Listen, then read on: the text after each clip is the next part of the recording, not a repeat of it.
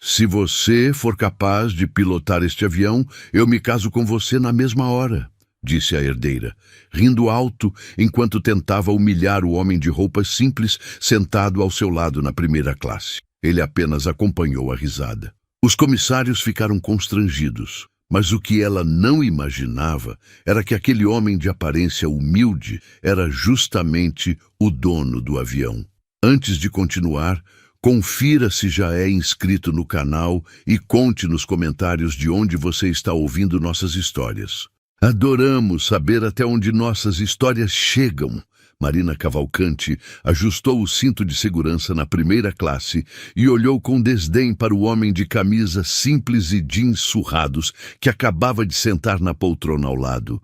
Ela não conseguia entender como alguém com aquela aparência tinha conseguido um assento ali. O homem, que aparentava ter cerca de 35 anos, carregava uma mochila velha e usava um relógio digital barato. Marina, herdeira de uma das maiores redes de hotéis de luxo do país, sentiu-se pessoalmente ofendida pela presença dele. O voo particular que ela havia fretado para a ilha, onde aconteceria a festa de aniversário de sua melhor amiga, Valentina Duarte, estava atrasado por problemas técnicos. A companhia aérea ofereceu como compensação assentos de primeira classe em um voo comercial. Marina aceitou a contragosto, mas não esperava ter que dividir espaço com alguém que claramente não pertencia àquele ambiente. O homem se chamava Rafael Mendes. Ele notou os olhares de desprezo da mulher ao lado, mas não disse nada. Apenas abriu um livro sobre engenharia aeronáutica e começou a ler. Marina, entediada e irritada, decidiu provocá-lo. "Ganhou esse assento em algum sorteio de supermercado?" perguntou em voz alta, com um sorriso de escárnio nos lábios. Rafael ergueu os olhos do livro e respondeu calmamente: "Não, apenas comprei a passagem." Marina riu, um som agudo que atraiu os olhares de outros passageiros. "Deve ter economizado anos para conseguir pagar um assento desses, não é mesmo?" Rafael voltou sua atenção ao livro sem responder. A falta de reação irritou Marina ainda mais. Ela estava acostumada a intimidar as pessoas com sua postura superior e não gostava de ser ignorada. A conversa atraiu a atenção de outros passageiros da primeira classe, incluindo Bruno Figueiredo, um empresário que conhecia Marina de eventos sociais e que sempre tentava impressioná-la. Bruno se levantou e caminhou até onde estavam sentados, uma taça de champanhe na mão. "Marina, querida, está tudo bem aqui?" perguntou Bruno, lançando um olhar de superioridade para Rafael. "Estava apenas conversando com nosso vizinho aqui", respondeu Marina. "Ele provavelmente nunca imaginou que um dia estaria sentado na primeira classe de um avião." Bruno riu alto. "Espero que você saiba apreciar a experiência, amigo. Não é todo dia que pessoas como você têm essa oportunidade." Rafael fechou o livro, mantendo o dedo entre as páginas para marcar onde havia parado. "Pessoas como eu?" perguntou, sua voz ainda tranquila. "Você sabe?" disse Bruno, gesticulando vagamente com a mão livre. "Pessoas comuns, trabalhadores. Nada de errado nisso, claro. Cada um no seu lugar." Marina se juntou novamente à conversa. "Você ao menos sabe que tipo de avião é esse?" Rafael olhou para ela. "É um Boeing 787 Dreamliner. Qualquer um pode ler isso na tela do assento", zombou Marina. "O Dreamliner tem uma envergadura de 60 metros, capacidade para 242 passageiros em configuração padrão, alcance de 15 mil quilômetros e utiliza motores Rolls-Royce Trent 1000 ou General Electric Jenks", disse Rafael, sua voz mantendo o mesmo tom calmo. "A fuselagem é composta em 50% de materiais compostos, o que reduz o peso e aumenta a eficiência de combustível em cerca de 20% comparado a aviões similares." Marina e Bruno trocaram olhares confusos. Alguns passageiros próximos começaram a prestar atenção na conversa. "Leu isso na internet, foi?" disse Bruno, tentando manter a postura superior. Trabalhei no desenvolvimento de alguns dos sistemas deste modelo, respondeu Rafael simplesmente. Marina gargalhou. Claro, claro, e eu sou rainha da Inglaterra. Foi então que Marina, querendo humilhá-lo definitivamente, teve a ideia que mudaria tudo. Ela apontou para a cabine de comando e declarou em voz alta, garantindo que todos pudessem ouvir: se você for capaz de pilotar este avião, eu me caso com você na mesma hora. Bruno gargalhou tão alto que outros passageiros viraram a cabeça. Os comissários de bordo que ouviram ficaram visivelmente desconfortáveis, sem saber como reagir à situação. Rafael apenas fechou o livro completamente, colocou-o no bolso lateral da mochila e olhou nos olhos de Marina. Você está falando sério? Marina sentiu uma onda de confiança absoluta. Estou falando sério. Aliás, aposto toda a minha herança nisso, porque tenho certeza absoluta de que você não sabe nem ligar um ventilador direito. Bruno bateu palmas, divertido com a situação. Isso vai ser bom. Rafael se levantou do assento. Marina observou quando ele caminhou pelo corredor em direção à cabine de comando. Ela imaginou que ele desistiria no meio do caminho, envergonhado pela exposição. Mas Rafael continuou andando até bater na porta da cabine. O comandante abriu a porta e, para espanto absoluto de Marina e de todos que observavam, abraçou Rafael como um velho amigo. Os dois conversaram por alguns minutos, enquanto Marina sentia um desconforto crescente se instalar em seu estômago. O comandante então saiu da cabine, pegou o microfone do sistema de som do avião e fez um anúncio que deixou Marina completamente pálida. Senhoras e senhores, boa tarde. Gostaria de informar que temos a honra de ter a bordo o engenheiro Rafael Mendes, fundador e CEO da Mendes Aviation, a empresa que desenvolveu os sistemas de navegação deste modelo de avião e de mais de 70% da frota comercial mundial. O silêncio na primeira classe foi absoluto. Marina sentiu como se o chão tivesse se aberto sob seus pés. O comandante continuou. Além de engenheiro brilhante, o Sr. Mendes é piloto certificado com mais de 10.000 horas de voo. Ele também é conhecido por sua filantropia, tendo doado 3 aeronaves para instituições de caridade apenas no último ano. Marina agarrou os braços da poltrona, seus dedos ficando brancos com a força do aperto. E, para completar, disse o comandante com um sorriso na voz, este voo específico está sendo operado por uma aeronave que pertence pessoalmente ao Sr. Mendes. Ele gentilmente a emprestou para nossa companhia, enquanto uma de nossas aeronaves regulares passa por manutenção. O anúncio terminou. Marina ouviu sussurros por toda a primeira classe. Bruno Figueiredo engoliu em seco e rapidamente pegou uma revista de bordo, fingindo estar profundamente interessado em um artigo sobre destinos turísticos. Rafael voltou para seu assento com a mesma calma de antes. Não havia arrogância em seu rosto, apenas aquela tranquilidade quase perturbadora que havia demonstrado desde o início. Marina tentou falar, mas sua boca estava seca. Eu não sabia. Eu sinto muito. Não precisa de desculpas, disse Rafael, sentando-se novamente e pegando seu livro. Estou acostumado com julgamentos baseados em aparência. Mas por que você não disse nada? Marina conseguiu perguntar, sua voz saindo mais fraca do que pretendia. Por que deveria? Prefiro viajar sem chamar atenção, usando roupas simples. Isso me permite conhecer o verdadeiro caráter das pessoas, respondeu Rafael, abrindo o livro novamente na página marcada. Marina sentiu o rosto queimar de vergonha. Ela queria desaparecer, sumir, deixar de existir naquele momento. Ao redor, os olhares dos outros passageiros eram uma mistura de choque, curiosidade e, em alguns casos, satisfação mal disfarçada por sua humilhação pública. A notícia se espalhou rapidamente pelo avião. Carla, uma comissária de bordo que trabalhava há 15 anos na aviação, aproximou-se de Rafael tímida. Ela carregava um pequeno caderno. Senhor Mendes, desculpe incomodá-lo, mas poderia me dar um autógrafo? Meu filho tem 13 anos e sonha em ser engenheiro aeronáutico. Ele tem um pôster do senhor no quarto. Rafael sorriu gentilmente, o primeiro sorriso genuíno que Marina via em seu rosto. Claro, qual é o nome dele? Gabriel, respondeu Carla, claramente emocionada. Rafael escreveu uma mensagem incentivadora no caderno, desejando boa sorte a Gabriel em seus estudos. Carla agradeceu repetidamente antes de voltar para as suas funções, o caderno apertado contra o peito como se fosse um tesouro. Marina assistiu àquela cena, sentindo vontade de chorar, não de tristeza, mas de pura e completa vergonha. Ela havia zombado de um homem que inspirava adolescentes a seguir carreiras em ciência e tecnologia. Um homem que doava aviões para a caridade.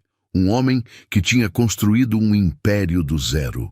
Valentina Duarte apareceu no corredor, vindo da classe executiva. Ela havia ouvido os rumores e queria ver com os próprios olhos o que estava acontecendo. Quando alguém contou a história completa, Valentina não conseguiu esconder um sorriso de satisfação. Marina, disse Valentina balançando a cabeça. Eu sempre te avisei sobre esse seu jeito de tratar as pessoas. Não agora, Valentina, murmurou Marina, mas sua amiga já estava se afastando, claramente divertida com a situação. O voo continuou, mas a dinâmica havia mudado completamente. Passageiros que antes ignoravam Rafael, agora queriam conversar com ele.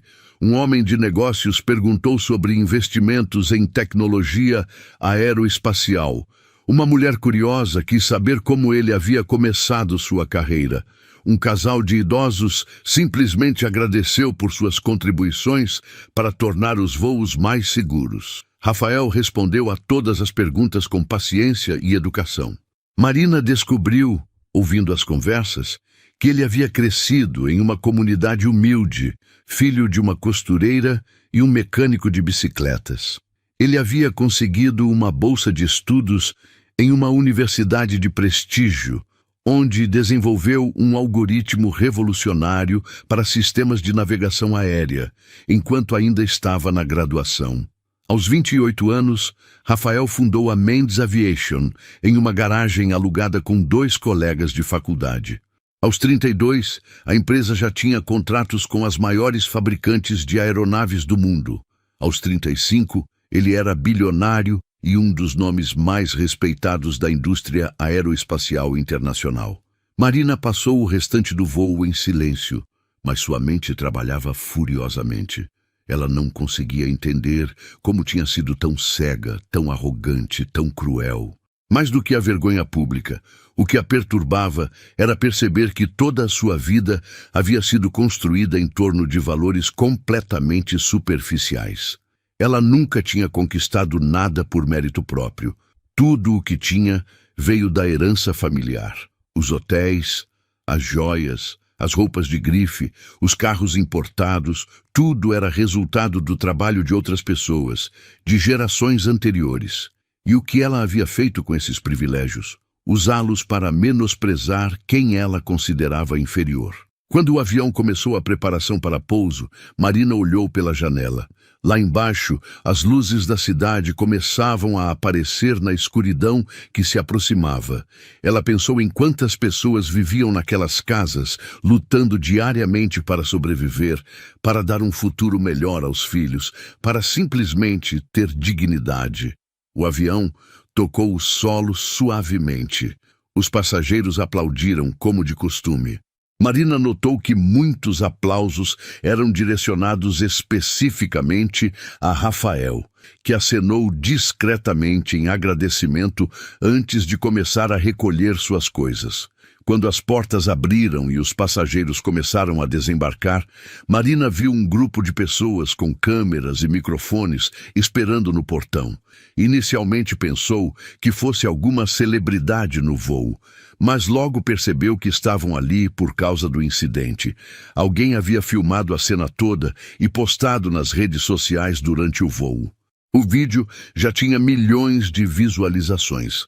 Marina foi identificada nos comentários como a herdeira arrogante que havia zombado de um dos empresários mais respeitados do país. Os jornalistas se aproximaram dela assim que pisou no corredor do aeroporto. As perguntas vinham de todos os lados. Flashes de câmeras estouravam em seu rosto. Marina tentou se proteger com as mãos, mas era impossível escapar. É verdade que você zombou do Dr. Mendes? Você realmente disse que apostaria sua herança? Tem algo a declarar sobre o incidente? Marina empurrou os repórteres e correu em direção à saída, onde seu motorista particular a esperava. Ela entrou no carro e pediu para ele acelerar. Durante todo o trajeto até seu apartamento, Marina chorou. Não eram lágrimas de autocomiseração, mas de uma realização dolorosa sobre quem ela realmente era. Nos dias seguintes, a vida de Marina desmoronou. O vídeo viralizou em escala global. Canais de notícias internacionais pegaram a história. Programas de televisão debatiam sobre arrogância e privilégio. Marina se tornou o exemplo perfeito de tudo o que estava errado com a elite. Sua mãe, Helena Cavalcante, ficou furiosa. Helena era uma mulher fria e calculista que havia moldado Marina à sua própria imagem durante toda a vida. Ela convocou uma reunião de emergência com a equipe de relações públicas da rede de hotéis. Isso é inaceitável, disse Helena, batendo as mãos na mesa da sala de reuniões. Nossa família tem uma reputação a manter. Marina, como você pode ser tão estúpida? Marina estava sentada em uma cadeira no canto da sala, os olhos inchados de tanto chorar. Mãe, eu não sabia. Não sabia? Helena interrompeu. Você não precisava saber quem ele era. Você não deveria tratar ninguém daquela forma, independente de quem seja, mas agora o estrago está feito. A equipe de relações públicas apresentou várias estratégias. Vídeos de desculpas públicas, doações para a caridade, entrevistas controladas. Helena aprovou tudo, mais preocupada em salvar a imagem da empresa do que em realmente entender o que havia acontecido com a filha. O pai de Marina, Eduardo Cavalcante, teve uma reação diferente. Ele procurou a filha no apartamento dela alguns dias depois. Eduardo era um homem que havia herdado os hotéis do próprio pai e nunca tinha trabalhado um dia sequer na vida. Mas, diferente da esposa e da filha, Eduardo ainda tinha alguma consciência. Marina, eu vi o vídeo, disse Eduardo, sentando-se ao lado da filha no sofá. E sabe o que percebi? Eu vi a mim mesmo há 30 anos atrás. Marina olhou para o pai, surpresa. Eduardo nunca falava sobre o passado. Quando eu tinha sua idade, eu era exatamente como você, continuou Eduardo. Arrogante, convencido de que meu dinheiro me tornava superior. Levei décadas para perceber o quanto eu era vazio. Talvez isso seja uma oportunidade para você não desperdiçar tanto tempo quanto eu desperdicei. Essas palavras ficaram ecoando na mente de Marina por semanas. Enquanto isso, Rafael seguiu com sua rotina normal. Ele deu uma entrevista para um programa de notícias, onde declarou que não guardava ressentimentos. Marina Cavalcante é jovem e foi criada em um ambiente que reforçou certos valores, disse Rafael ao entrevistador. Espero que esse episódio sirva como reflexão para ela e para todos sobre a importância de não julgar pessoas por aparências ou origem social. A declaração foi vista como magnânima e aumentou ainda mais a admiração pública por Rafael. Empresas disputavam contratos com a Mendes Aviation. Universidades o convidavam para palestras. Organizações filantrópicas solicitavam parcerias. Bruno Figueiredo, o empresário que havia participado da humilhação, tentou se aproximar de Rafael para fazer negócios. Ele enviou e-mails, ligou para o escritório, tentou marcar reuniões. Todas as propostas foram educadamente recusadas por assistentes de Rafael.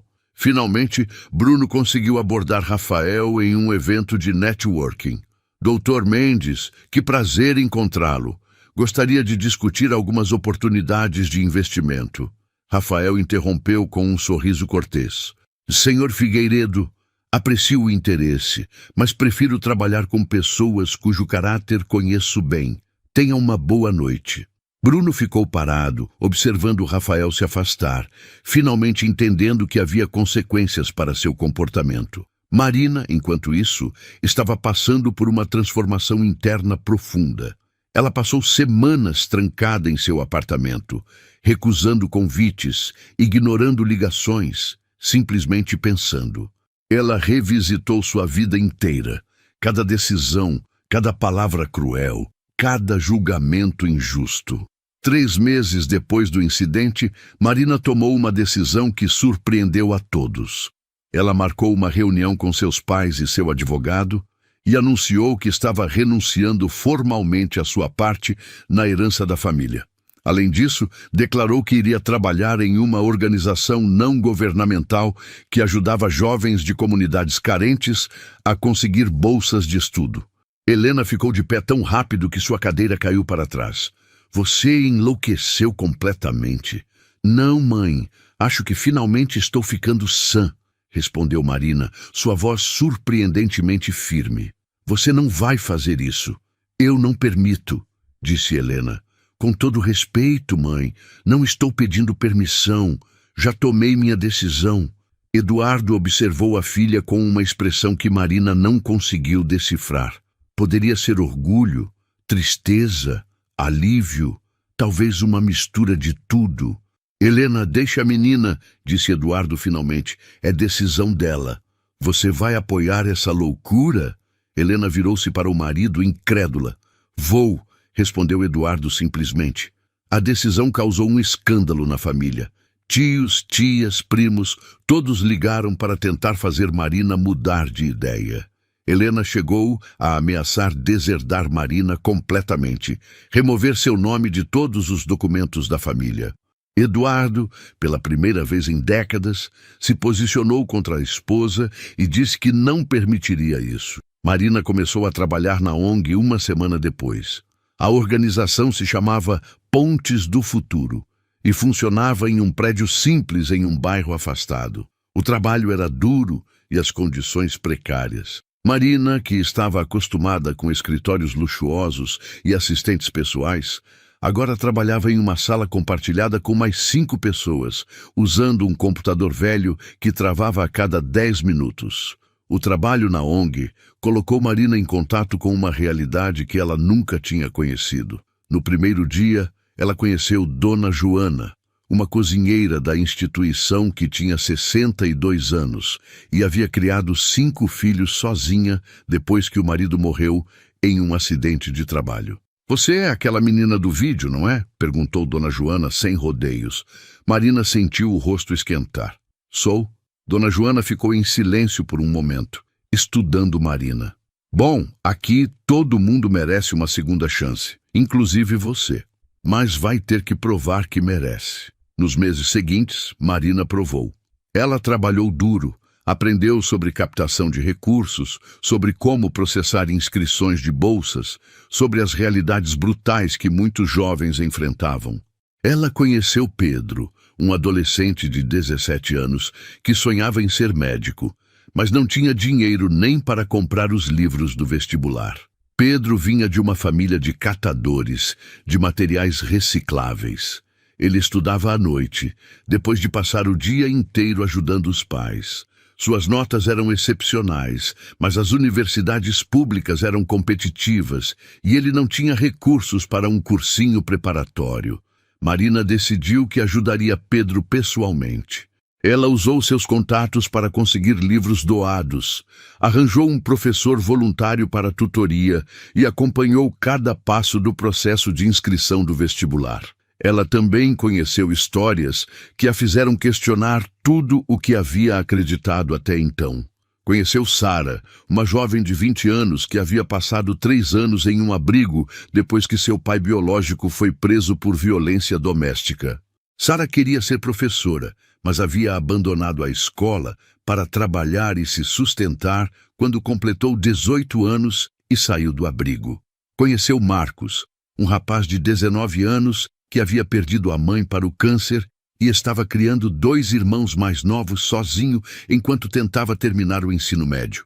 Conheceu Júlia, uma garota de 16 anos que era a primeira da família a concluir o ensino fundamental e sonhava em estudar engenharia. Cada história era um soco no estômago de Marina, uma lembrança dolorosa de seus privilégios desperdiçados. Mas também era uma oportunidade de fazer algo significativo pela primeira vez na vida. Um ano depois, a ONG onde Marina trabalhava recebeu uma doação anônima de 10 milhões. O dinheiro veio através de uma conta em um banco internacional, sem identificação do doador. O valor permitiu que a instituição expandisse seus programas, abrisse 2 novos escritórios e triplicasse o número de jovens atendidos. Marina suspeitou imediatamente de quem poderia ser o doador. Ela tentou investigar, mas todos os rastros levavam a contas corporativas complexas que protegiam a identidade do doador. Ela nunca conseguiu confirmar, mas no fundo de seu coração, sabia. Enquanto isso, mudanças aconteciam também em seu círculo social antigo. Valentina Duarte, a melhor amiga que havia rido da situação no avião, se afastou completamente de Marina. Valentina não conseguia entender como alguém poderia abrir mão de tanto dinheiro e privilégio. "Você enlouqueceu, Marina", disse Valentina na última vez que se falaram por telefone. "Está jogando sua vida fora por causa de um vídeo viral. As pessoas esquecem. Em 6 meses ninguém mais vai lembrar disso." "Não é sobre o vídeo, Valentina. É sobre quem eu era. Quem eu não quero mais ser", respondeu Marina. "Isso é ridículo. Você nasceu em uma família rica. Não há nada de errado em aproveitar isso. Há quando você usa isso para pisar nas pessoas, para se sentir superior, para menosprezar quem não teve as mesmas oportunidades." Valentina suspirou dramaticamente. "Você sabe que eu adorava nossa amizade, mas não posso ficar vendo você se autodestruir assim. Quando você voltar à realidade, me liga." A ligação terminou. Marina nunca ligou de volta. Ela percebeu que a amizade com Valentina, assim como a maioria dos relacionamentos que ela havia cultivado, era baseada em interesses mútuos e conveniência social, não em valores ou afeto genuíno. Rafael, por sua vez, continuou expandindo seus negócios. Ele abriu uma divisão da Mendes Aviation, focada exclusivamente em desenvolver tecnologia acessível para pequenas companhias aéreas de países em desenvolvimento. O projeto não era lucrativo. Na verdade, operava com prejuízo intencional, subsidiado pelos lucros das outras divisões. Durante uma entrevista, um jornalista perguntou por que Rafael estava investindo em algo que claramente não daria retorno financeiro. "Porque eu não preciso de mais dinheiro", respondeu Rafael. "Meu patrimônio já é grande o suficiente para sustentar várias gerações.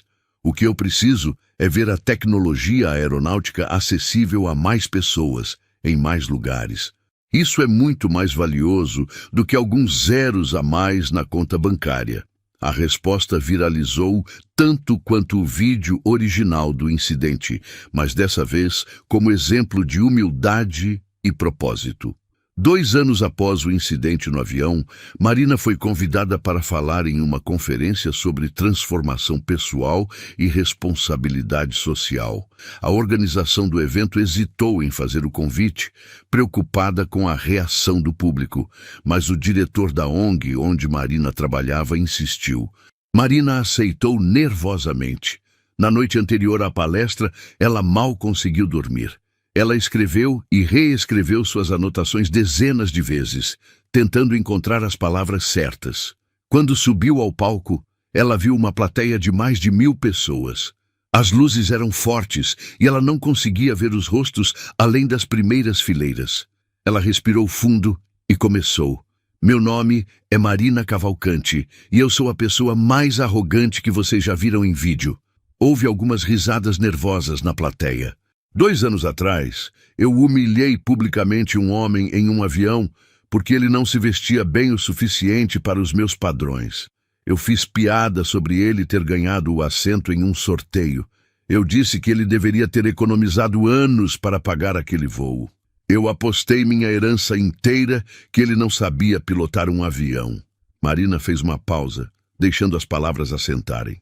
"E descobri que aquele homem era Rafael Mendes, um dos engenheiros aeronáuticos mais brilhantes do mundo, dono da aeronave em que estávamos voando, piloto certificado e filantropo.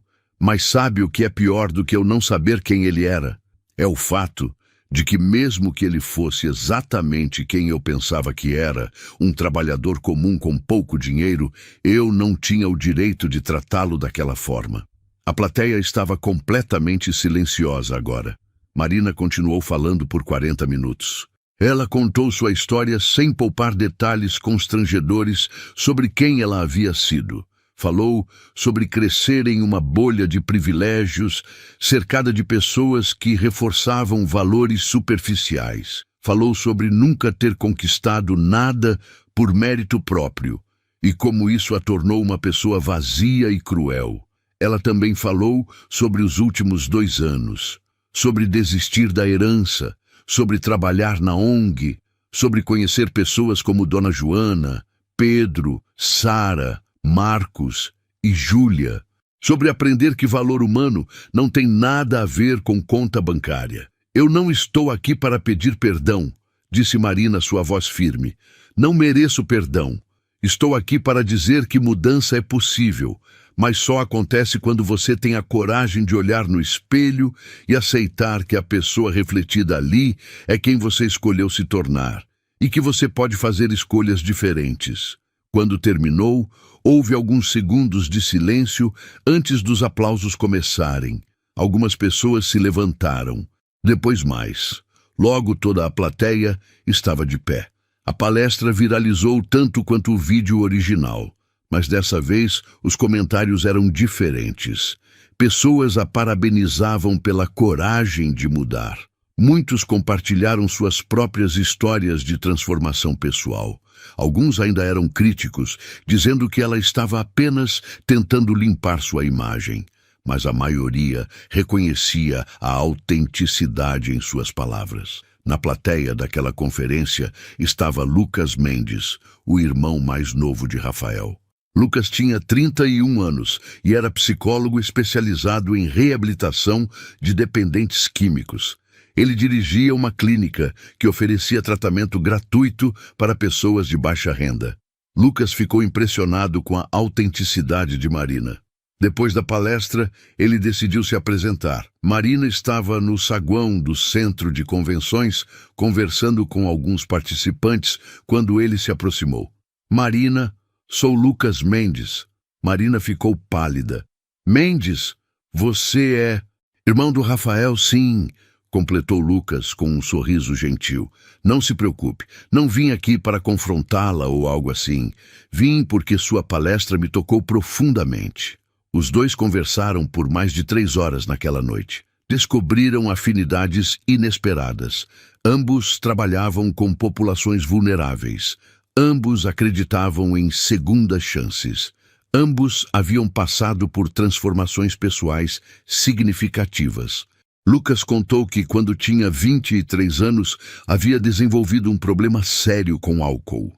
Ele estava na faculdade de psicologia, sob pressão enorme para corresponder ao sucesso do irmão mais velho. O álcool começou como uma forma de aliviar a ansiedade e rapidamente se transformou em dependência. Rafael foi quem interveio, pagou pela reabilitação e apoiou Lucas durante todo o processo de recuperação. A experiência inspirou Lucas a dedicar sua carreira a ajudar outros que enfrentavam problemas similares. Meu irmão me deu uma segunda chance quando eu não merecia, disse Lucas.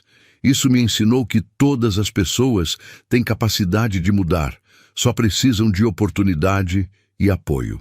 Nos meses seguintes, o relacionamento entre Marina e Lucas evoluiu naturalmente.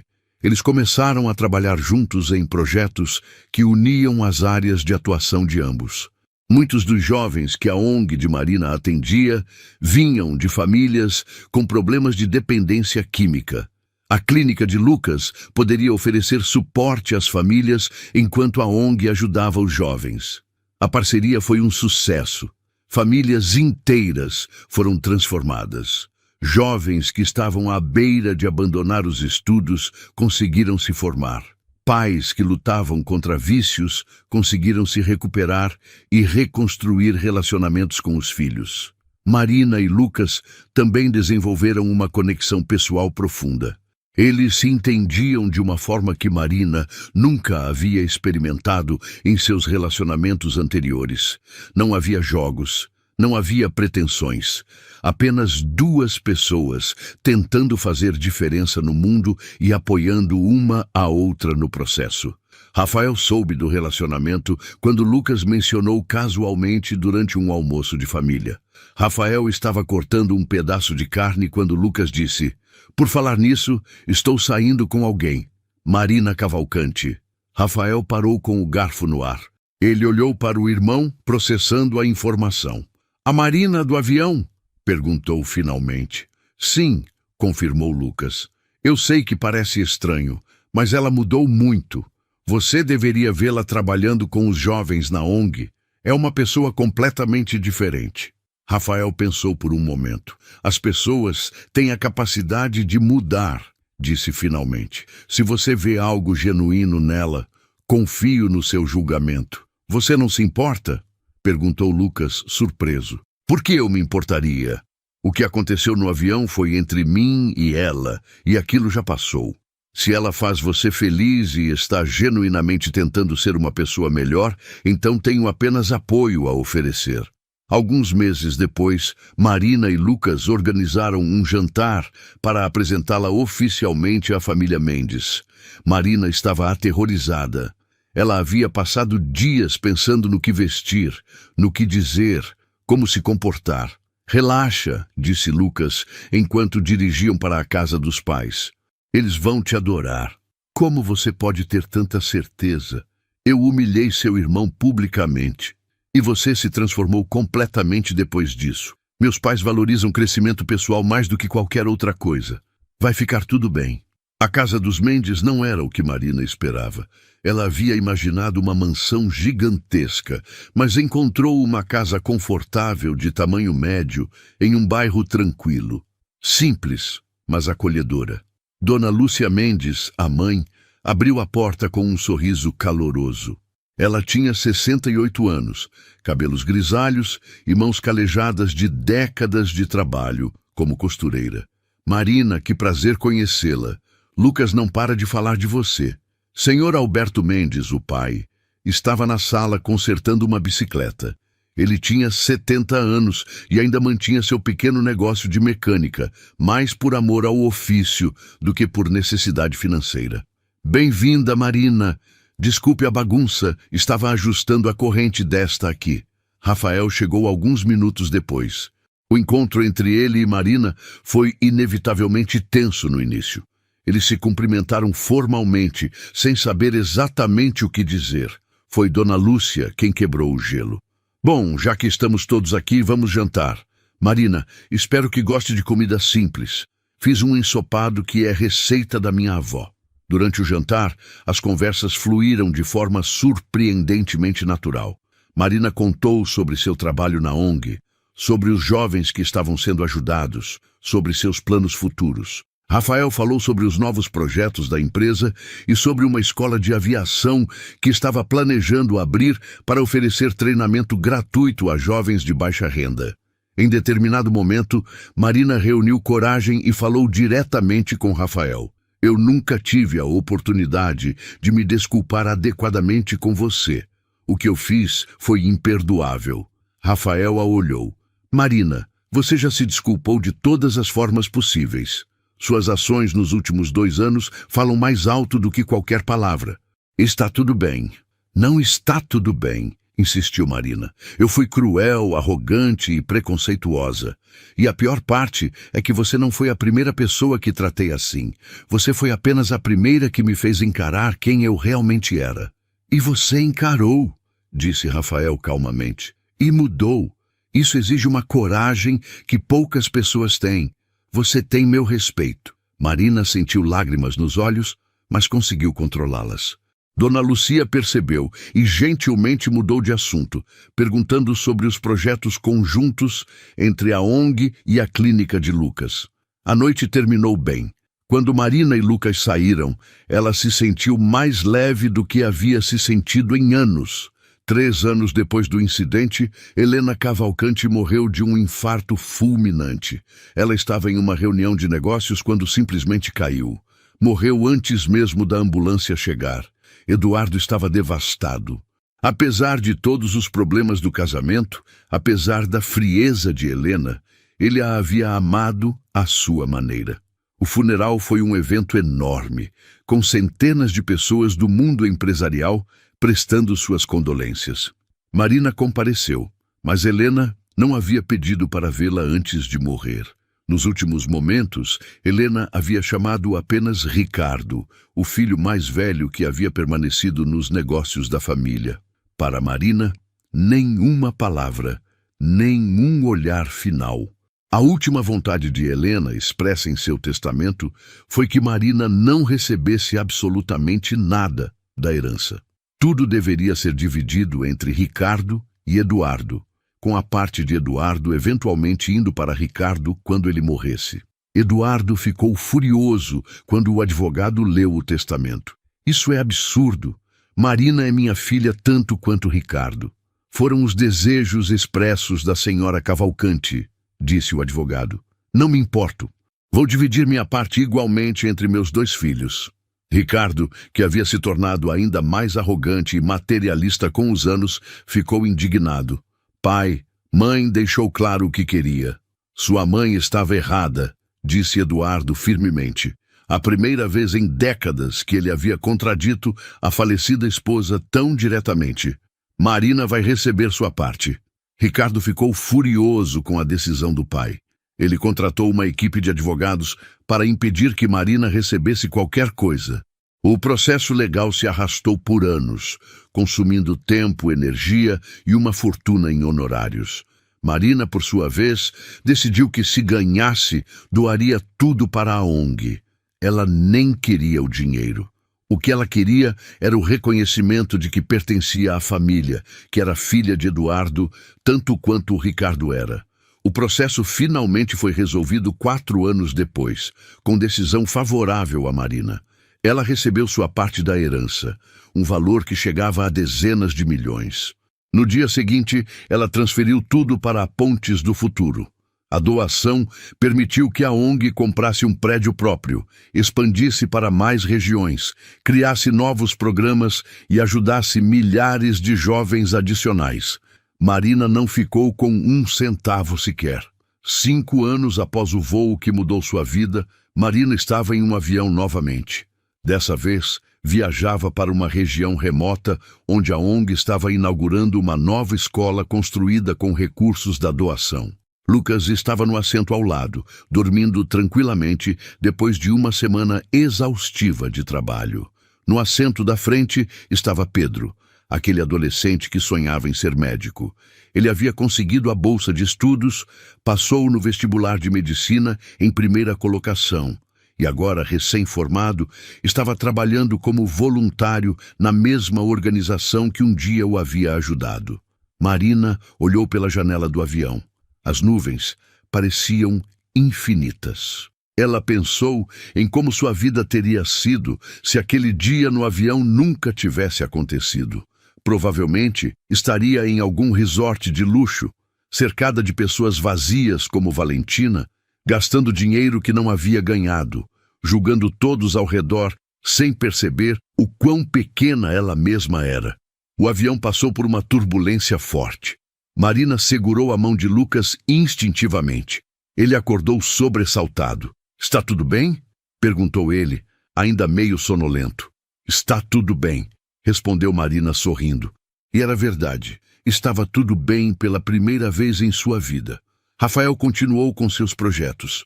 A escola de aviação que ele planejara foi inaugurada 2 anos antes, oferecendo treinamento completo para jovens que sonhavam em se tornar pilotos, mas não tinham recursos. A primeira turma acabava de se formar e todos os alunos já haviam conseguido emprego em companhias aéreas. Ele nunca mais falou publicamente sobre o incidente. Quando perguntado em entrevistas, ele mudava de assunto educadamente, dizendo que preferia focar no presente e no futuro. Mas em sua mesa de trabalho, no escritório central da Mendes Aviation, havia uma foto emoldurada. A foto era do dia da inauguração da escola que sua fundação havia financiado na região remota. Nela, Rafael aparecia ao lado de Marina, Lucas e dezenas de crianças sorrindo, todas usando uniformes novos e carregando mochilas cheias de material escolar. Era a única foto pessoal em todo o escritório, um lembrete de que, às vezes, os piores momentos podem levar às melhores transformações. Bruno Figueiredo faliu 2 anos depois do incidente. Seus negócios, que pareciam tão prósperos, eram na verdade uma casa de cartas, construída sobre fraudes contábeis e esquemas de pirâmide. A investigação federal expôs tudo. Bruno foi condenado a 12 anos de prisão por crimes financeiros. Quando a notícia saiu nos jornais, Marina estava almoçando com Lucas e Pedro. Alguém mencionou o caso. Marina apenas balançou a cabeça e continuou comendo. Não sentiu satisfação nem vingança, apenas uma estranha indiferença por alguém que um dia ela considerou parte do seu círculo social.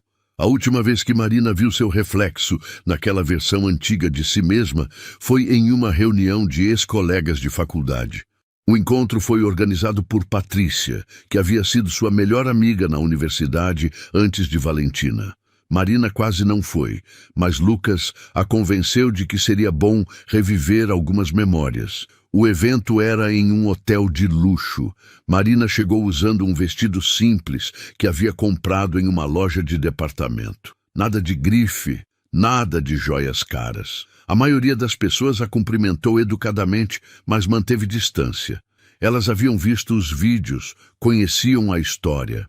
Não sabiam como agir ao redor dela. Patrícia fez questão de sentar ao lado de Marina durante o jantar. Durante a sobremesa, um garçom jovem trouxe os pratos. Ele era claramente inexperiente, nervoso, e acabou derramando um pouco de calda no colo de Patrícia. "Seu idiota!" gritou Patrícia, levantando-se bruscamente. "Você não sabe fazer o seu trabalho? Olha o que você fez no meu vestido." O garçom ficou pálido, gaguejando desculpas. O gerente do hotel veio correndo para resolver a situação. Marina se levantou calmamente. Ela caminhou até o garçom, que parecia à beira das lágrimas. "Qual é o seu nome?" perguntou Marina gentilmente. "Antônio, senhora", respondeu ele, a voz tremendo. "Antônio, não se preocupe. Foi só um acidente. Acontece." Marina olhou para Patrícia. "E vestidos podem ser lavados." Marina então puxou uma cadeira e sentou-se ao lado de Antônio, que ainda estava de pé, confuso. "Senta aqui um pouco. Você parece nervoso. Primeira noite de trabalho?" "Segunda, senhora", respondeu Antônio, sentando-se hesitante.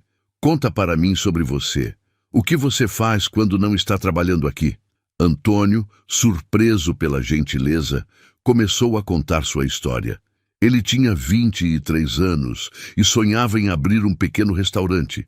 Estava trabalhando em eventos para economizar dinheiro e aprender sobre o setor de alimentação. Marina passou a próxima hora conversando com Antônio, fazendo perguntas sobre seus planos, oferecendo conselhos sobre gestão de pequenos negócios. Ela também falou sobre um programa de microcrédito que a ONG estava desenvolvendo em parceria com um banco local. "Se você estiver interessado, posso te passar as informações", disse Marina. "Eles oferecem empréstimos com juros baixos e mentorias para pessoas que querem empreender."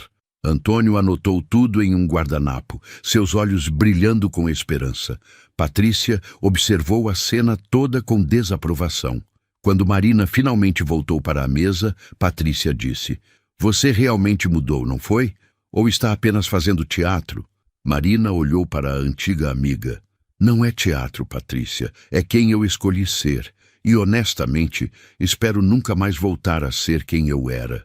Patrícia revirou os olhos e mudou de assunto. Marina saiu do evento mais cedo, mas antes deu seu cartão de contato para Antônio e reiterou que ele deveria ligar sobre o programa de microcrédito. 3 anos depois, Antônio inaugurou seu pequeno restaurante com um empréstimo do programa que Marina havia indicado. O restaurante se especializava em comida caseira e tinha uma característica especial. empregava exclusivamente jovens em situação de vulnerabilidade social, oferecendo não apenas um emprego, mas treinamento profissional completo. Marina e Lucas foram à inauguração. Antônio fez questão de dar a eles a primeira mesa. Nada disso existiria se a senhora não tivesse conversado comigo naquela noite, disse Antônio, claramente emocionado. O restaurante se tornou um sucesso local. Antônio expandiu para uma segunda unidade 2 anos depois, mantendo o mesmo modelo de contratar e treinar jovens vulneráveis. Dezenas de pessoas conseguiram seu primeiro emprego formal através do restaurante de Antônio. Marina nunca se casou com Rafael, como havia prometido naquele dia no avião em um momento de arrogância. Mas ela se casou com Lucas em uma cerimônia simples, realizada no jardim da ONG. Havia menos de 30 convidados. A cerimônia foi oficiada pelo diretor da ONG, que era pastor em seu tempo livre. Dona Joana fez o bolo, um simples bolo de chocolate que era o favorito de Marina. Pedro foi um dos padrinhos. As crianças da ONG cantaram durante a cerimônia. Rafael estava lá na primeira fileira ao lado dos pais. Ele foi o padrinho de Lucas. Quando trocaram os votos, Rafael notou que Marina chorava silenciosamente. Não eram lágrimas de tristeza, mas de gratidão profunda. Eduardo Cavalcante também estava presente, já debilitado pela idade e por uma série de pequenos derrames que havia sofrido. Ele estava em uma cadeira de rodas, empurrado por uma enfermeira. Durante toda a cerimônia, Eduardo chorou. Era a primeira vez que Marina o via chorar. Depois da cerimônia, Marina empurrou a cadeira do pai para um canto mais tranquilo do jardim. "Obrigada por ter vindo, pai", disse ela. Eduardo segurou a mão da filha com força surpreendente. "Eu não perderia isso por nada no mundo. Você sabe, Marina, você se tornou a pessoa que eu sempre desejei ser e nunca tive coragem de me tornar." "Ainda há tempo, pai." Eduardo balançou a cabeça. "Não para mim, mas para você. Há todo o tempo do mundo. Continue fazendo o que está fazendo. Continue sendo quem você escolheu ser." Eduardo morreu 6 meses depois, dormindo tranquilamente em sua cama. Marina estava ao lado dele, segurando sua mão. As últimas palavras dele foram: "Estou orgulhoso de você." No dia seguinte ao casamento, Marina acordou cedo. Ela se levantou sem acordar Lucas e foi até a janela do pequeno apartamento que dividiam. O apartamento era modesto, 2 quartos em um bairro de classe média. Nada luxuoso, mas era deles, conquistado com trabalho honesto. Ela viu um avião cortando o céu na luz dourada da manhã. Lembrou da frase que havia dito anos atrás, aquela frase carregada de arrogância e desprezo: "Se você for capaz de pilotar este avião, eu me caso com você." Ela não se arrependia de ter dito aquilo. O arrependimento não mudaria o passado, mas ela se arrependia profundamente de ter sido o tipo de pessoa capaz de dizer aquilo. Uma pessoa que media o valor humano por aparências e contas bancárias. Uma pessoa que usava privilégios como arma para ferir os outros. Essa pessoa não existia mais. Havia morrido naquele avião, humilhada e destruída. E das cinzas havia nascido alguém novo. Alguém que Marina ainda estava aprendendo a conhecer e apreciar. Lucas acordou e veio por trás dela, abraçando-a pela cintura. "Está tudo bem?" "Está tudo bem", respondeu Marina, apoiando-se nele. Estava apenas pensando. Sobre como um único momento pode mudar uma vida inteira. Sobre como às vezes precisamos ser quebrados para sermos reconstruídos da maneira certa. "Você não foi quebrada", disse Lucas. "Você foi transformada. Há uma diferença." Marina virou-se para encará-lo. "Obrigada por me ver como sou agora e não como eu era. Obrigada por escolher se tornar quem você é agora", respondeu Lucas, beijando sua testa. Naquele dia, Marina e Lucas foram até a ONG. Havia uma reunião importante sobre a expansão dos programas. Pedro estaria lá, apresentando uma proposta para criar uma clínica médica móvel que atenderia comunidades carentes. Sara, a jovem que havia passado anos em abrigos, agora era professora voluntária na instituição, ensinando português para crianças. Marcos, o rapaz que havia criado 2 irmãos sozinhos, havia se formado em administração e agora gerenciava as operações financeiras da ONG. Júlia, que sonhava em ser engenheira, estava no último ano da faculdade, financiada por uma bolsa integral que a ONG havia ajudado a conseguir. Todos eles eram resultados do trabalho conjunto. Todos eles eram provas vivas de que mudanças eram possíveis, tanto pessoais quanto coletivas. Durante a reunião, chegou uma notícia inesperada. A Mendes Aviation havia acabado de anunciar uma nova iniciativa. Uma fundação educacional que ofereceria bolsas de estudo integrais para jovens de baixa renda interessados em carreiras em ciência, tecnologia, engenharia e matemática. O investimento inicial era de 50 milhões. Marina olhou para Lucas, que sorria. Eles sabiam quem estava por trás daquilo, mesmo que o anúncio oficial não mencionasse nomes específicos. Mais tarde naquele dia, Marina enviou uma mensagem para Rafael, simplesmente dizendo: "Obrigada." A resposta veio algumas horas depois. "Não precisa agradecer. Apenas continue fazendo o trabalho que está fazendo. O mundo precisa de mais pessoas dispostas a mudar." Os anos continuaram passando. A ONG cresceu, ajudou milhares de jovens, mudou comunidades inteiras. Marina e Lucas tiveram uma filha, que chamaram de Helena, em memória da avó que nunca conseguiu entender o valor da compaixão, mas que ainda era parte da história de Marina. A pequena Helena cresceu em um ambiente completamente diferente daquele em que Marina havia crescido. Ela brincava com crianças de todas as origens na ONG.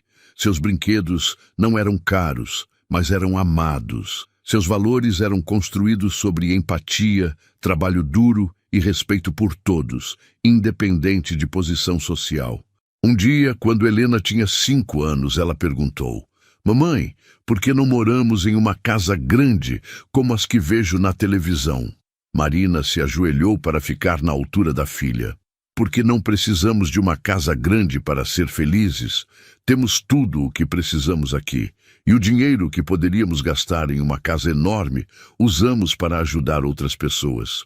"Como o Sr. Rafael?" perguntou Helena. A menina conhecia Rafael como o tio do papai, um senhor gentil que sempre trazia doces quando visitava. "Exatamente como o tio Rafael", respondeu Marina sorrindo. 10 anos após o incidente, Rafael decidiu se aposentar parcialmente da Mendes Aviation. Ele manteria a posição no conselho, mas não mais como CEO. Ele queria dedicar mais tempo a seus projetos filantrópicos e menos tempo a reuniões corporativas. A notícia foi anunciada em uma coletiva de imprensa. Durante as perguntas, um jornalista perguntou sobre suas maiores conquistas na carreira. Rafael pensou por um momento antes de responder. "Tecnicamente, seria o algoritmo de navegação que desenvolvemos e que agora é usado mundialmente. Mas, pessoalmente, minha maior conquista foi criar a Fundação Educacional. Ver jovens que nunca teriam oportunidade agora cursando as melhores universidades, isso não tem preço." "E seus maiores arrependimentos?" perguntou o outro jornalista. "Arrependimentos?" Rafael sorriu levemente. "Não acredito em arrependimentos. Acredito em lições aprendidas. Cada experiência, boa ou ruim, me trouxe até aqui. E estou satisfeito com onde estou." Depois da coletiva, Rafael foi jantar com a família. Dona Lucia havia feito o ensopado especial. Todos estavam lá: Alberto, Lucia, Lucas, Marina, a pequena Helena e Pedro, que agora era considerado parte da família. Durante o jantar, Helena pediu para o tio Rafael contar uma história de avião. Rafael contou sobre um voo que fez quando estava aprendendo a pilotar, quando teve que fazer um pouso de emergência por causa de uma falha no motor. "Você ficou com medo?" perguntou Helena, os olhos arregalados. "Fiquei", admitiu Rafael. "Mas o medo não é ruim. O medo nos mantém alertas, nos faz tomar decisões cuidadosas. O importante é não deixar o medo te paralisar." Marina observou Rafael contando a história. Viu como ele era paciente com Helena, como tratava todos ao redor com respeito genuíno, independente de quem fossem. Ela pensou em como havia julgado mal aquele homem apenas por suas roupas simples e aparência comum.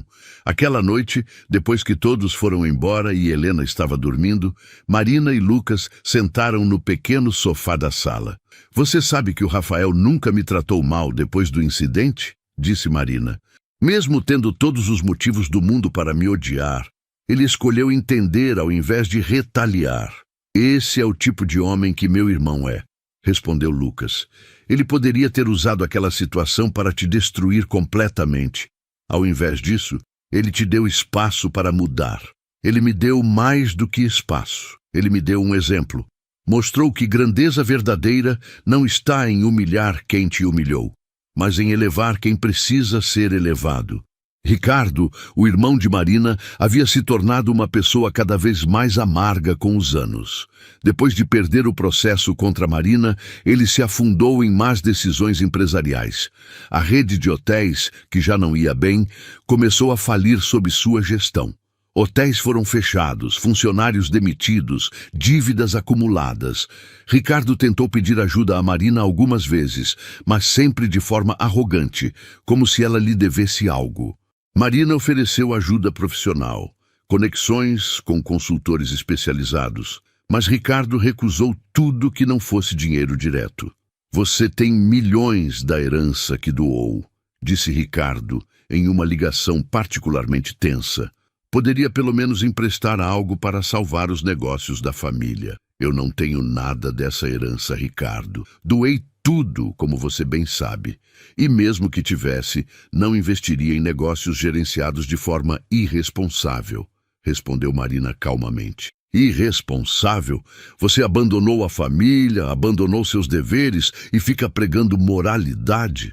"Eu não abandonei a família, Ricardo. Eu abandonei valores que não eram saudáveis.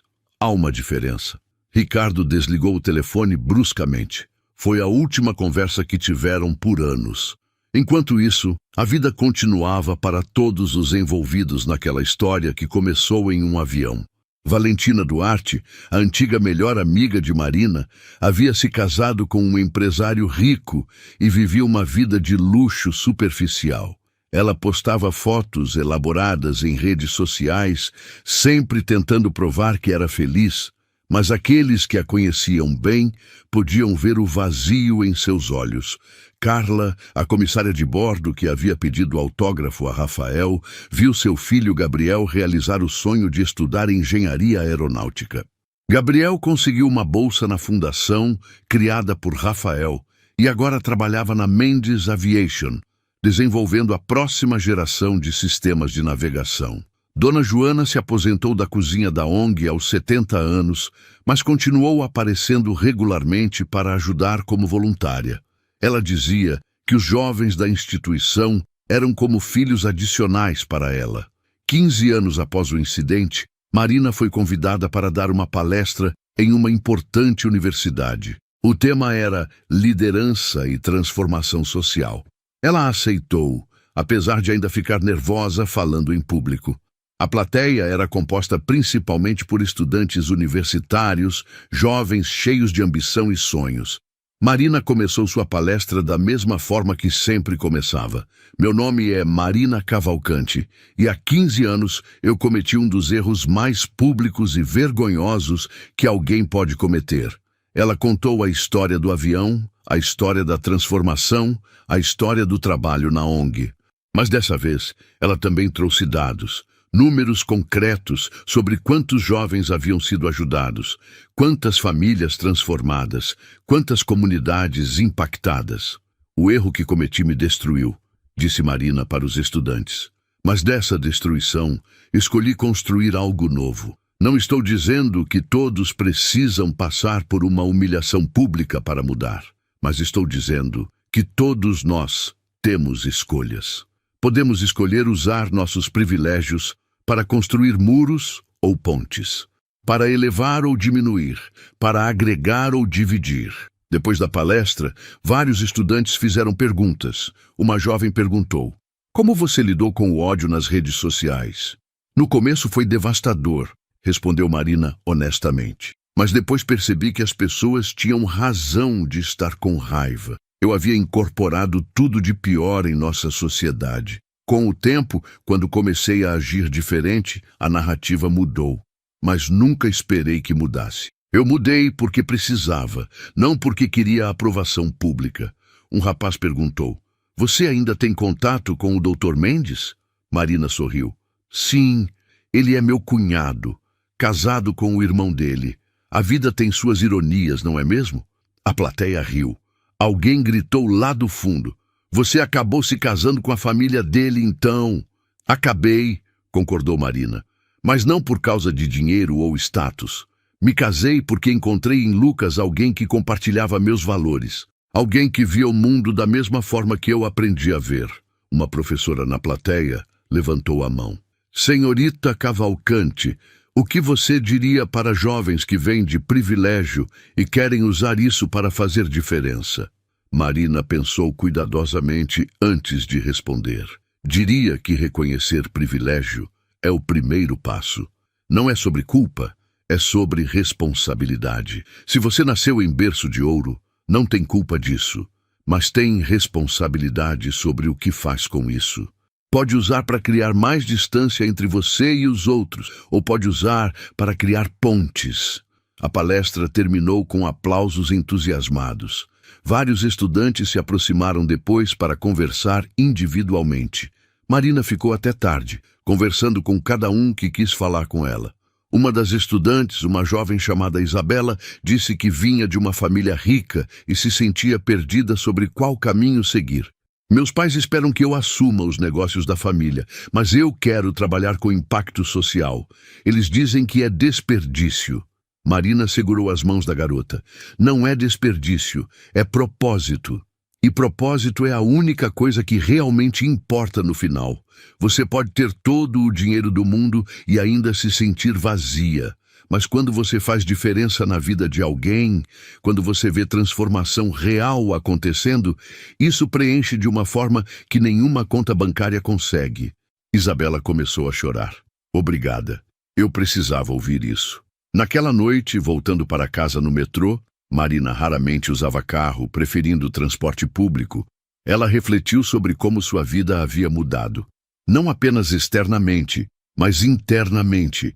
Ela não sentia mais aquela necessidade constante de provar valor através de posses materiais. Não sentia mais prazer em diminuir outros para se sentir maior. Não sentia mais o vazio que costumava preencher com compras compulsivas e festas vazias. O que ela sentia agora era propósito, cansaço às vezes, porque o trabalho era duro, frustração ocasionalmente, porque nem sempre conseguiam ajudar todos que precisavam, mas também alegria genuína, satisfação profunda, sensação de estar fazendo algo significativo. 20 anos após o incidente, Rafael recebeu um prêmio internacional por suas contribuições à aviação civil e por seu trabalho filantrópico. A cerimônia foi em uma cidade distante e transmitida internacionalmente. Durante o discurso de aceitação, Rafael disse algo que surpreendeu a todos que conheciam a história. "Há 20 anos, tive uma experiência em um avião que poderia ter me deixado amargurado. Uma pessoa me julgou cruelmente baseando-se apenas em aparências, mas aquela experiência me ensinou algo valioso. Todos nós temos a capacidade de mudar. Aquela pessoa mudou completamente sua vida. Se tornou uma das pessoas mais dedicadas a causas sociais que conheço. Então, quando perguntam se guardo ressentimentos, respondo que não. Guardo admiração pelo poder de transformação do ser humano." Marina assistiu ao discurso pela televisão, com Lucas e Helena ao lado. Helena agora tinha 15 anos e era voluntária júnior na ONG. Quando ouviu as palavras de Rafael, Marina sentiu lágrimas rolarem. Não de vergonha dessa vez, mas de gratidão. "Mamãe está chorando?" perguntou Helena preocupada. "Estou bem, amor, são lágrimas boas", respondeu Marina. "O tio Rafael estava falando sobre você, não estava?" Helena era perspicaz. Marina assentiu. "Estava.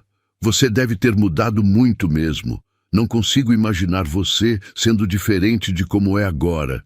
Eu era muito diferente. E graças ao tio Rafael e ao seu pai, tive a chance de me tornar quem sou hoje. Lucas abraçou Marina. Você fez o trabalho duro.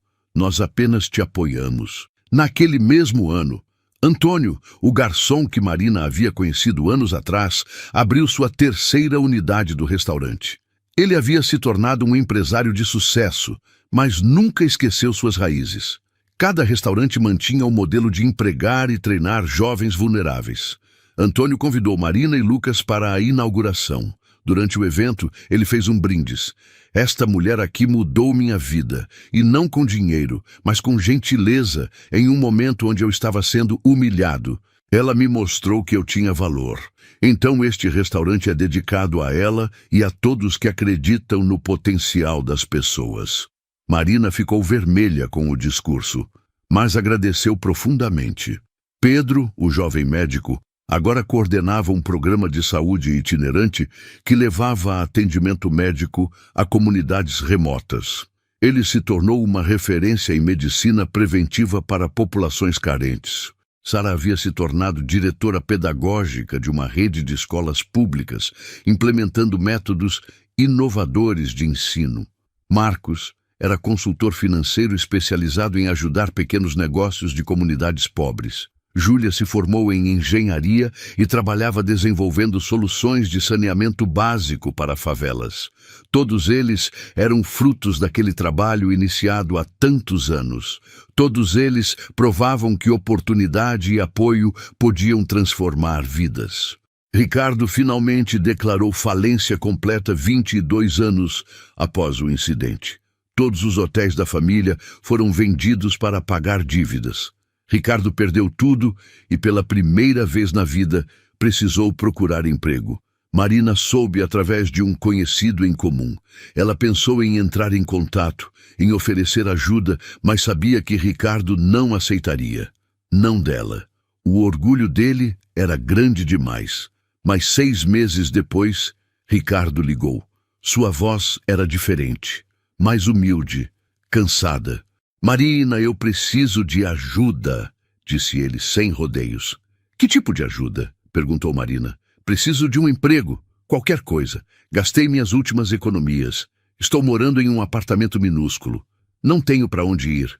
Marina pensou por um momento. Você estaria disposto a trabalhar na ONG? Fazendo o quê? Temos uma vaga no setor administrativo. O trabalho é gerenciar doações, prestar contas a doadores, organizar documentação.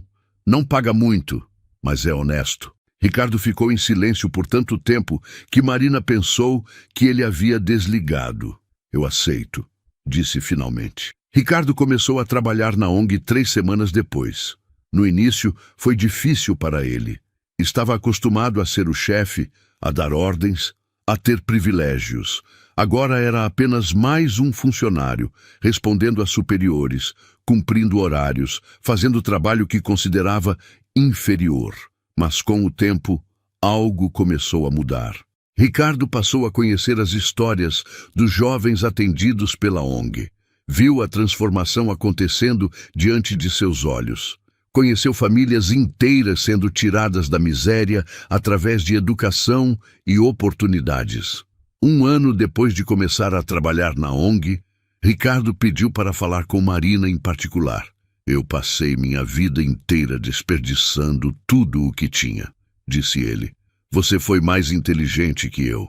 Percebeu a tempo de mudar. Nunca é tarde para mudar, Ricardo, respondeu Marina. Talvez não, mas eu tenho muito mais a compensar do que você tinha. Fui cruel com muita gente. Destruí vidas com minhas decisões empresariais erradas. Demiti pessoas sem pensar 2 vezes. Fui exatamente como nossa mãe. E agora? Agora estou tentando ser diferente. Não sei se vou conseguir, mas estou tentando. Foi o começo de uma reconciliação entre os irmãos. Não aconteceu da noite para o dia, mas gradualmente. Ricardo começou a participar de jantares em família. Conheceu Helena, sua sobrinha, que o tratava com uma gentileza que ele não merecia, mas que começou a valorizar profundamente. 25 anos após o incidente, Marina foi diagnosticada com câncer de mama. O choque foi devastador, mas o tratamento começou imediatamente. Lucas não saiu do lado dela durante todo o processo. Rafael garantiu que ela tivesse acesso aos melhores médicos e tratamentos, sem aceitar recusas. Helena, agora com 20 anos e estudando serviço social, trancou o semestre para cuidar da mãe. Você passou minha vida inteira cuidando de outros. Agora é minha vez de cuidar de você. O tratamento foi longo e doloroso, mas Marina lutou com toda a força. Durante os meses de quimioterapia, ela continuou trabalhando remotamente sempre que tinha energia. Dizia que o trabalho a mantinha focada, dava propósito aos dias difíceis. Dona Joana, agora com 85 anos, fazia sopas especiais e levava pessoalmente no apartamento de Marina. Você precisa manter a força, menina. Ainda tem muito trabalho a fazer. Pedro coordenava o tratamento médico, garantindo que cada detalhe fosse perfeito. Antônio enviava refeições preparadas especialmente para as necessidades nutricionais de Marina. Sara, Marcos e Júlia visitavam regularmente, trazendo histórias engraçadas e atualizações sobre seus projetos. Depois de um ano de tratamento, Marina recebeu a notícia que esperava. Estava em remissão. A comemoração foi discreta, mas profundamente emocional. Era uma segunda chance de vida, assim como aquele dia no avião havia sido uma segunda chance de propósito. Rafael, Lucas e Marina estavam sentados no jardim da casa de Dona Lucia quando Marina disse: "Vocês sabem que aquele dia no avião foi ao mesmo tempo o pior e o melhor dia da minha vida?" "Como assim?" perguntou Rafael. "Foi o pior porque me confrontou com quem eu realmente era, uma pessoa terrível que eu não queria ser. Mas foi o melhor porque me deu a oportunidade de mudar. Sem aquele momento, eu teria continuado sendo aquela Marina para sempre. Hoje eu tenho uma vida com significado, tenho relacionamentos genuínos, tenho propósito.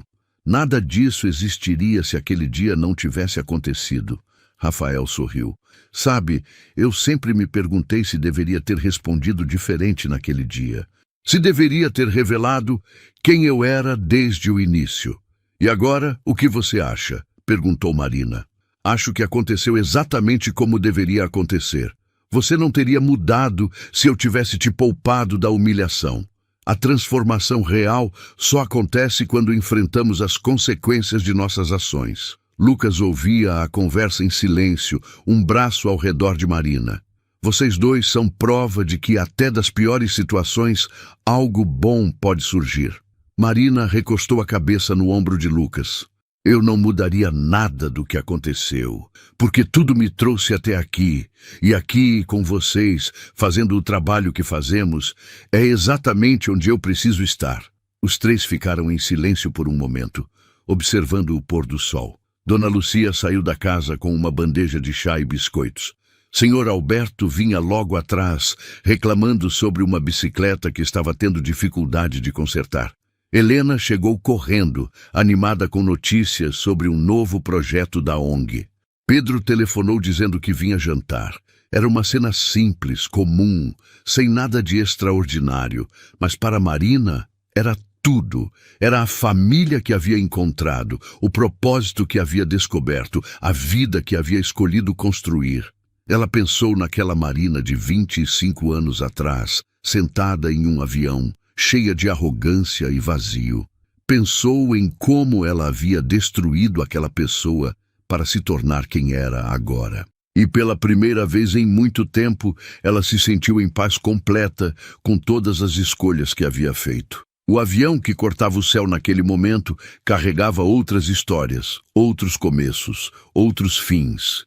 E em algum lugar, talvez houvesse alguém prestes a ter seu próprio momento de verdade. Alguém que precisaria escolher entre continuar sendo quem sempre foi, ou ter a coragem de se transformar.